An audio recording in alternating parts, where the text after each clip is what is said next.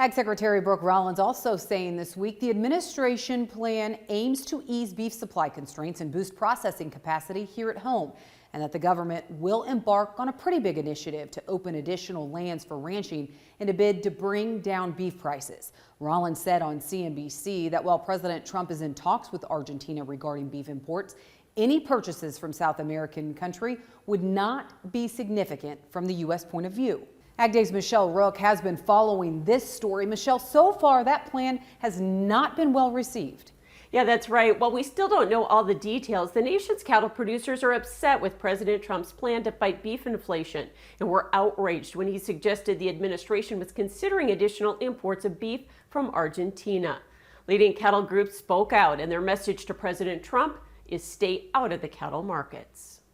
Cattle industry groups are opposing attempts by the Trump administration to lower beef prices by purchasing Argentine beef, especially with the current trade imbalance. For the past 5 years, Argentina has sent over $800 million worth of their beef into the U.S. market, and they've only accepted $7 million of our beef into their market. Woodall says instead of importing beef, the administration needs to push for more market access in Argentina.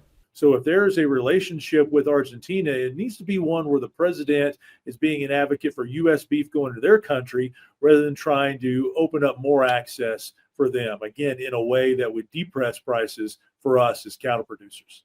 The U.S. Cattlemen's Association also opposes beef imports because countries like Brazil and Argentina have lower safety standards and other practices that put the U.S. at a disadvantage. I think we want to be able to play on the same level playing field, and I don't think that happens with Argentina and Brazil. And again, I really don't think it's going to lower prices. So Tupper says no one stands to gain from increasing beef imports. So we're at historic high imports already. We're already getting some of that meat in here.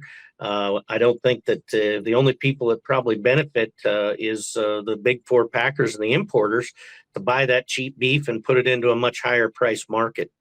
As a result, both groups are asking the government to stay out of their business. We have worked really hard through the free market to be able to achieve the prices that we're seeing, and we don't want government intervention coming in and messing with that and taking away these great opportunities we're seeing. It's an industry that wants to work on competition and merit-based, and we can do that if we make sure we don't get too many outside interests, the government being one. I'm Michelle Rook reporting for AgDay.